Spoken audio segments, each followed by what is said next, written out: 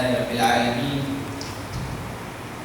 اللهم صل وسلم على سيدنا محمد وعلى آله وصحبه أجمعين.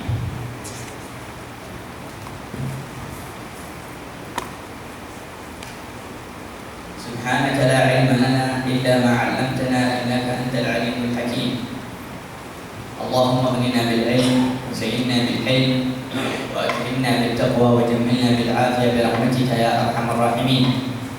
نويت التعلم والتعليم والتذكر والتذكير والنفع والانتفاع والإفادة والاستفادة والحث على التمسك بكتاب الله وسنة رسوله صلى الله عليه وسلم والدعاء إلى الهدى والدلالة على الخير ابتغاء وجه الله ومرضاته وقربه وثوابه سبحانه وتعالى. Alhamdulillah, segala puji bagi Allah Subhanahu wa taala yang maha mulia, yang maha suci, yang memberikan kepada kami semua, wahai muslimin dan muslimat, tuan-tuan puan-puan yang dirahmati Allah, yang di surau Al-Muhajirin, insyaallah yang penuh barakah, yang penuh cahaya, yang penuh ajaran Islam, mengumpulkan kita Subhanahu wa taala di dalam surau ini, insyaallah ke bawah tujuan memberikan kepada kami barakatan dan rahmat oleh Allah Subhanahu wa taala. Di dalam hadis Rasulullah sallallahu alaihi wasallam, "Majtama'a qaumun fi baitin min buyutillah yaqra'una al-Qur'ana wa yatadarasunahu bainahum wa yadhkuruna Allah Subhanahu wa ta'ala illa nazalat 'alaihim sakinah." Sesungguhnya Rasulullah sallallahu alaihi wa alihi wa sahbihi wasallam bersabda, tiada barang siapa mana-mana ada kumpulan muslimin atau muslimat duduk di dalam rumah-rumah Allah Subhanahu wa taala, yaitu masjid atau surau, atau ulama berkata walaupun di rumah manusia biasa, tetapi mereka berduduk di dalam majlis itu untuk berzikir Allah Subhanahu wa taala, atau baca Quran, mudarasatul Quran, atau ulang ngaji Quran, atau tahlil, atau baca yasin, atau baca salawat atas baginda Rasulullah sallallahu alaihi wasallam, seperti majlis maulid atau majlis salawat, macam mana ada nama yang penting tujuan majlis atau keadaan yang di dalam majlis, yaitu zikir Allah. Zikir Allah Subhanahu wa taala. Rasulullah sallallahu alaihi wasallam berikan kepada kami semua, wahai orang yang duduk seperti itu, kabaran gembira. Kabar gembira yaitu sakinah oleh Allah Subhanahu wa taala akan turun ke atas hati-hati orang yang ada di dalam majlis. Dari sahaja ini kabaran gembira oleh Rasulullah sallallahu alaihi wasallam ini, kita boleh dapat banyak faedah. Kita boleh dapat banyak rahsia. Kita boleh faham banyak fahaman Islam, banyak fahaman ajaran sunnah Rasulullah sallallahu alaihi wasallam. Dari mula majlis insyaallah malam ini dan seteruskan insyaallah setiap bulan di dalam surah Al-Muhajirin ini, kita baca dan muzakarah dan ulang kaji bersama-sama kita semua tentang syama'il dan akhlak Rasulullah sallallahu alaihi wasallam. Ini sekiranya di dalam antara majlis yang akan turun sakinah Allah ke atas kita semua insyaallah. Sakinah ini memberikan ketenangan di dalam hati kita. Ketenangan di dalam hati memberikan kepada kita atau selesaikan untuk kita mendapat banyak sifat-sifat yang baik atau akhlak-akhlak sifatul mahmudah, lawan sifatul mazmumah, semua oleh ketenangan, oleh sakinah itu. Sebab itu orang yang rugi atau yang takkan dapat sakinah oleh Allah Subhanahu wa taala, di dalam hidup dia tak ada sakinah. Dia jadi orang yang sentiasa marah, tinggal rezeki, tak ada tawakal. Dia jadi orang yang sentiasa marah manusia, sebab sakinah tak ada di hatinya. Dia sentiasa hati dia panas, mata dia merah, suara dia kuat, sebab dia belum lagi dapat sakinah. Sakinah ini dari mana kita cari? Dari mana kita boleh dapat sakinah ini?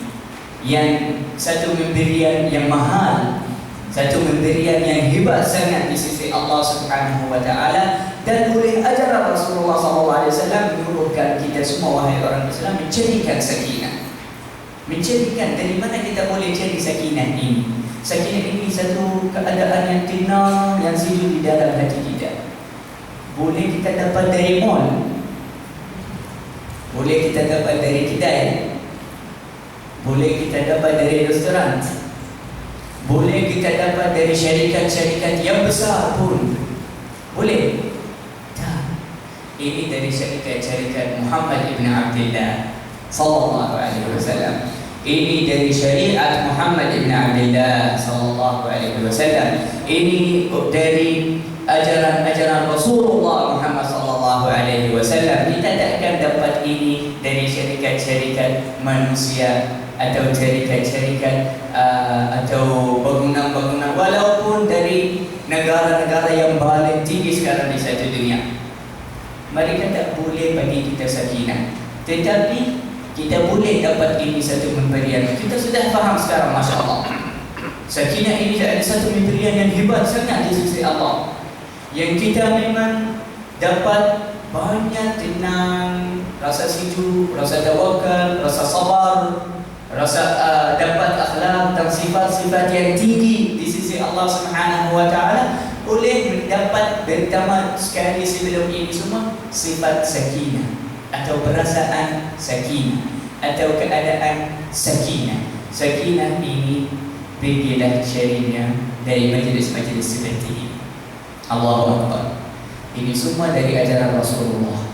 Orang-orang yang kaya di satu dunia, yang mempunyai kerajaan yang besar atau syarikat-syarikat yang besar, mereka boleh bagi kita duit, boleh bagi kita rumah, boleh bagi kita harta, boleh bagi, tapi sakinah ini kita boleh dapat walaupun kita tak bayar RM1 sahaja. Tak boleh, tak bayar pun bayar, pergi duduk bersama orang soleh, bersama ulama di dalam rumah Allah Subhanahu wa taala. Masuklah di dalam kumpulan-kumpulan berzikir Allah atau baca Quran atau menuntut ilmu, kamu akan dapatkan itu rahasia. Al-Imam satu awliya besar ulama berkata, wa fil masajid sirrun ma jalastu biha illa ta'ajjabtu mimman yaskunu dura. Sesungguhnya di dalam masjid-masjid ada rahasia yang besar, yang amat tinggi, rahasia-rahasia yang bilik. Rasa hati saya sejuk, sangat sakinah, sehingga saya bertakjub, rasa bilik sangat tentang atau untuk orang dari orang yang duduk di dalam rumah. Dia kata, apabila saya dapat kesempatan, saya akan duduk terus di dalam masjid semua hidup saya. Dan saya sendiri sudah dengar ini dari satu ulama besar di dalam Yaman. Dia kata, wallahi saya sumpah, kalau saya tak ada kerja, yang kerja dia dakwah ila Allah, kalau bukan ada tugas atas saya kerja dakwah ila Allah, pergi berikan ilmu kepada orang lain, pergi ajar orang lain ilmu, saya akan duduk terus di dalam masjid semua waktu saya, malam, siang, dan setiap waktu. Kenapa? Dia cakap sebab tak ada sakinah seperti sakinah yang turun di dalam masjid, di dalam musallah pun. Masya Allah, kita di malam ini untung sangat. Di malam ini kita kumpulkan di tempat yang mulia, yang turun sakinah sentiasa di dalamnya, yaitu musalla, surau. Nikmat yang kedua yang kita dapat sekali di satu masa, yaitu kita dapat mengumpulkan di dalam surau dan di antara maghrib dan isya. Ini nikmat yang kedua pun nikmat besar. Al-ulama as-salihin mereka bersungguh-sungguh tak buang masa di waktu di antara maghrib dan isya, sehingga sudah berlaku satu ketika dulu di kampung atau di kampung namanya Tarim di Hadramaut, Al-Yaman. Di Tarim ada satu ulama, rajul saleh, masya Allah. Ada satu harta di rumahnya yang sangat mahal. Tak tahu berapa harta itu, nanti dia hilang. Mereka cari-cari dia, hantar anak dia pergi cari, mungkin jatuh di jalan, mungkin jatuh di besar, mungkin jatuh di mana-mana, cari di rumah. Kemudian mereka tak jumpa itu harta. Dan adat orang Tarim dulu, sehingga sekarang, tapi sekarang sudah kurang banyak, sudah hilang banyak dari terbiah-terbiah orang Islam. Adat-adat orang Islam untuk berpenuhkan waktu antara maghrib dan isya dengan zikir, dengan ilmu, dengan baca Al-Quran. Dulu di masjid Tarim di Hadramaut sana, apabila ada satu muslimah wanita nak keluar dari rumah, mereka malu, walaupun mereka tutup semua badan, pun mata tutup, tak boleh nampak mata, tapi dia pun malu keluar depan orang lelaki. Tetapi mereka ada alasan untuk lari dari mata-mata orang lelaki. Macam mana buat? Mereka suruh keluarga itu, suruh wanita itu keluar lepas maghrib. Kalau kamu nak ziarah perempuan lain atau pergi balik rumah keluargamu, keluar lepas maghrib. Kenapa keluar lepas maghrib? Sebab tak ada pun satu lelaki di waktu itu di tengah jalan. Semua orang lelaki yang di kampung itu di dalam masjid di antara maghrib dan isya. Dari sebelum maghrib masuk, dari sebelum azan maghrib, mereka sudah ada di dalam masjid. Penuhkan masjid. Mereka buat apa? Penuhkan masjid dengan baca Quran. Ada halaqah-halaqah, bulakan-bulakan di dalam masjid. Bahagian orang baca Quran, bahagian orang baca ilmu fiqh, bahagian orang mengaji, bahagian orang menuntut ilmu, bahagian orang macam itu. Penuhkan waktu maghrib dan isya dengan ilmu. Sebab itu perempuan kalau keluar membuka muka dia, tak ada lelaki. Dia rasa aman, rasa tenang, tak ada pun kaum lelaki di antara jalan di waktu itu. Sebab itu al-alim yang hilang, kena hilang barangnya, anaknya dia pergi macam adatnya, pergi masjid. Lepas maghrib dia baca Quran, ajar manusia ilmu dan ilmu fiqh, tauhid, tafsir, hadis, lain-lain ilmu. Kemudian anak dia tiba-tiba dapat jumpa barang itu lepas maghrib. Dia dapat jumpa barang itu, dan barang itu dunia lepas maghrib. Dia gembira sangat sebab ayah dia sedih. Dia nak jumpa barang itu sebab barang itu penting untuk bantu mereka di hidup. Kemudian dia pergi lari sangat gembira nak berikan kabar gembira kepada ayahnya. Dia pergi kepadanya di dalam masjid rumah Allah Subhanahu wa taala di waktu yang mulia di antara maghrib dan isya. Dia bagi dia baru dia cakap, wahai ayah, ini barang alhamdulillah kita sudah dapat jumpa. Terus ayahnya, dia tengok muka ayahnya, tak rasa gembira sangat. Dia tak rasa bela atau masya Allah, alhamdulillah, syukur. Dia pandang kepada anaknya, terus terbiak, terus didik. Dia kata, engkau tak jumpa waktu lain maghrib dan isya untuk bagi saya barang dunia ini?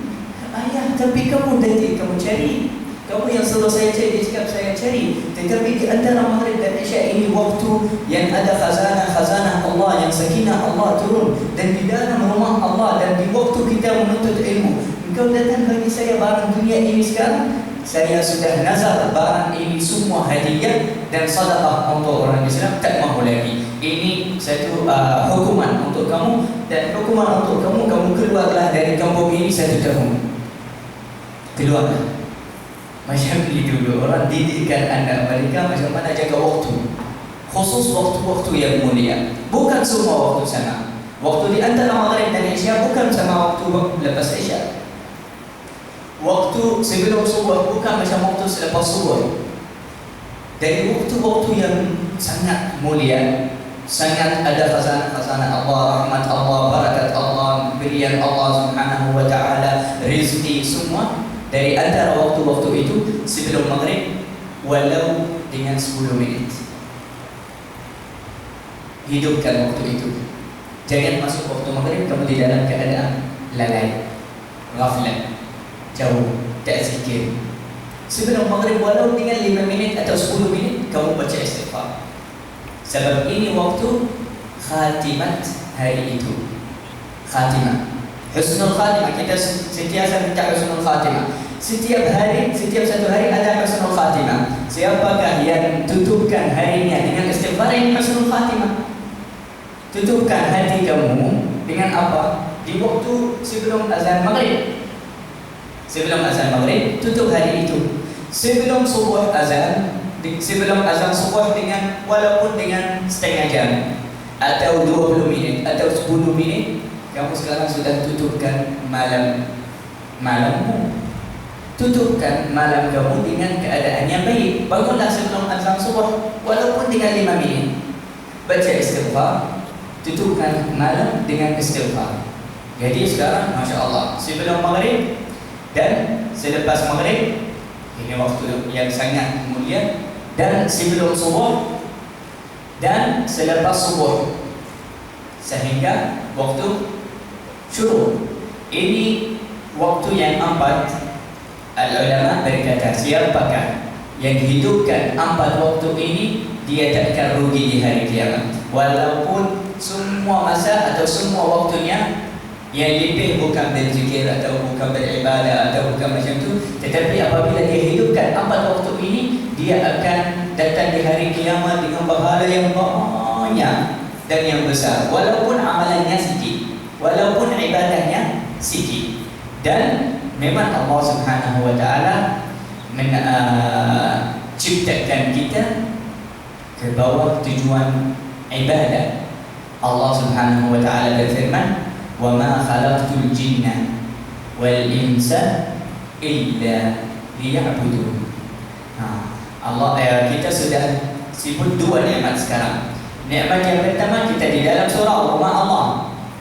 Nikmat yang kedua dari asbab turun sakinah, kita di waktu yang mulia di antara maghrib dan isya. Nikmat yang ketiga, kita di dalam majlis ta'lim, kita di dalam majlis ilmu.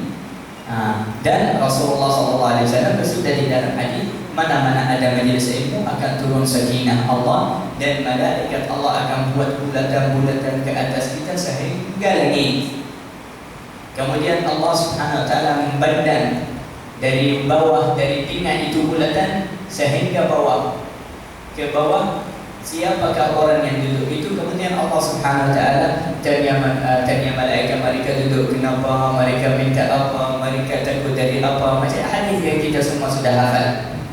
Tetapi faedah yang besar dari majlis-majlis seperti ini, di akhirnya Allah Subhanahu wa taala berfirman di dalam hadis qudsi, memberikan atau berjanji kepada semua orang yang hadir di dalam majlis ibadah atau majlis ilmu.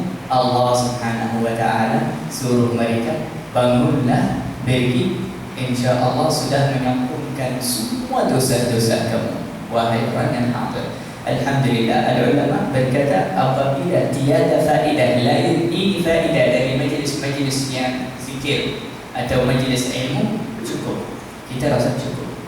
Apa kita nak faedah lagi dari mengampunkan dosa kita? Sebab apa? Sebab dua sebab. Sebab yang pertama, apabila kita dapat mengampunkan dosa-dosa kita, maksud itu atau sesungguhnya maka kita jadi tak ada dosa. Alhamdulillah. Apabila kita tak ada dosa, kita jadi orang yang soleh, orang yang bukan dari ahli api neraka, orang yang tak takut untuk masuk dalam api neraka sebab tak ada dosa.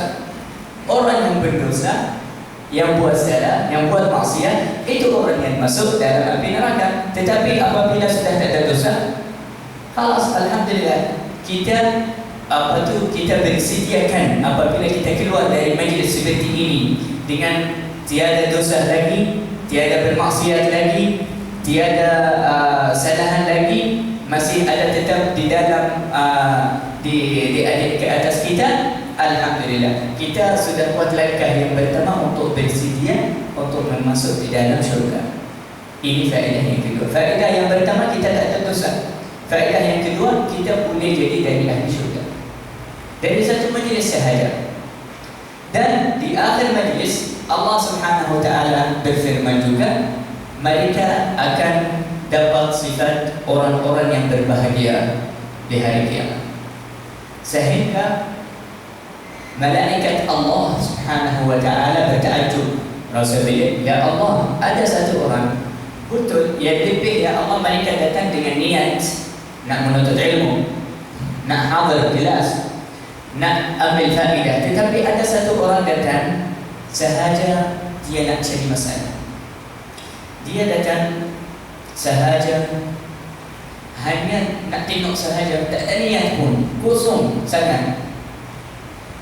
Ada satu orang datang sahaja nak jumpa kawan dia yang dia nak ambil duit atau nak ada hajat, yakni langsung niatnya bukan nak hadir majlis. Dia datang sahaja ada masalah, ada hajat dari orang lain, nak jumpa dia di surau, seperti ramai orang macam ni. Kemudian Allah Subhanahu wa malaikat dia nak pastikan, ya Allah, semua boleh dapat bahagia, semua boleh dapat mengampun dosa, walaupun itu orang. Kemudian Allah Subhanahu wa taala berfirman, jawab kepada malaikat, menunjukkan kepada mereka macam mana Allah Subhanahu wa taala yang maha mulia, yang maha mulia dan lagi mulia ke atas orang yang beribadah. Khusus kalau menuntut ilmu dari ibadah. Allah Subhanahu wa taala berfirman kepada malaikat, ya, dia pun masuk di dalam kumpulan orang yang berbahagia, sebab tak elok saya akan rugikan dia, tetapi dia di dalam golongan atau kumpulan orang yang berbahagia. Macam mana Allah yang maha mulia tapi berbahagiakan semua yang ada di dalam majlis, tapi satu dapat kejahatan atau dapat turun atau dapat rugi di hari kiamat, walaupun dia di dalam antara orang yang baik. Sebab itu ulama berkata, sungguh-sungguhlah rapatlah dari ulama, sungguh-sungguhlah rapatlah dari orang saleh, sungguh-sungguhlah rapatlah dari majlis-majlis yang baik. Kita tak tahu rahmat Allah turun di mana, turun ke atas siapa. Oleh sebab itu Allah Subhanahu wa taala sudah telah mensuruhkan 3 di dalam 3. Allah suruhkan 3 perkara di dalam 3 perkara. Allah Subhanahu wa taala suruhkan simpankan, ya, macam simpan. Suruhkan ridha Allah Subhanahu wa taala di dalam taat. Jadi kita tak tahu mana ridha Allah. Kadang-kadang kita buat fardu, tetapi Allah Subhanahu wa taala suruhkan ridha Allah di dalam taat. Jadi jangan kurangkan apa-apa dari taat. Semua taat kena buat, semua taat kena hebatkan, semua taat kena beristiqamah buat. Jangan kamu kata ini sedekah biasa tak apa, walaupun 10 sen. Kita tak tahu, mungkin oleh 10 sen itu yang kamu letak di surau atau bagi orang yang miskin atau yang yatim atau yang fakir, mungkin Allah Subhanahu wa taala berikan kepadamu berbahagia dunia dan akhirat dan jadi dari ahli syurga oleh sebab 10 sen itu. Dan mungkin kita bagi sedekah 1,000 atau 2,000, tapi bukan ridha Allah di dalam itu. Kita tak tahu mana ridha Allah, mana rahmat Allah Subhanahu wa taala turun. Jadi jangan kurangkan apa-apa dari amalan-amalan taat. Dan Allah Subhanahu wa taala disuruhkan maki Allah atau marahan Allah Subhanahu wa taala di dalam maksiat atau dosa. Jadi tak boleh kita bila-bila kita kata ini maksiat biasa sahaja, boleh saya buat. Kalau zina itu besar, tapi tengok sahaja boleh. Haram, tak boleh. Kita tak tahu, mungkin Allah Subhanahu wa taala jatuh marahnya ke atasmu sebab itu maksiat. Sebab apa? Kita tak tahu mana marah Allah Subhanahu wa taala. Allah Subhanahu wa taala simpan suruh marahnya di dalam maksiat, sehingga kita tak tahu mana marah Allah Subhanahu wa taala jatuh di maksiat ini atau di maksiat ini, di maksiat yang besar atau di maksiat yang kecil. Kadang-kadang Allah Subhanahu wa taala letak marahnya di maksiat yang besar, kadang-kadang di maksiat yang kecil, kadang-kadang di maksiat yang terang, kadang-kadang di maksiat yang kita takut darinya, kita biasa sahaja macam tu, tetapi jatuh marah Allah Subhanahu wa taala atasnya.